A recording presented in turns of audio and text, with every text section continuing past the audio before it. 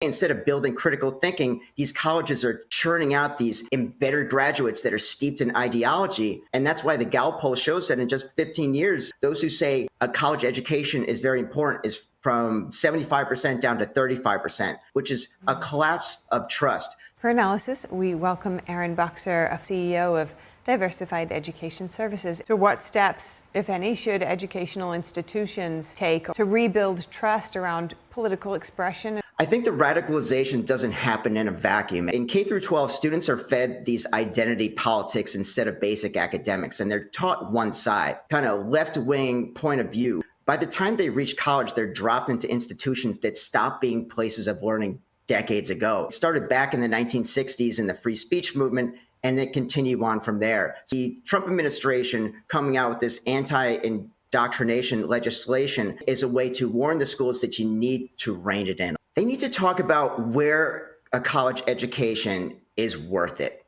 For some fields like medicine, engineering, college is still essential. But for the average student, the return on investment has collapsed. And half of Gen Z graduates are underemployed. They work at jobs that don't require their degree. The trust has collapsed. And we need to figure out a new way to allow, as you brought up, free speech to be allowed on campuses.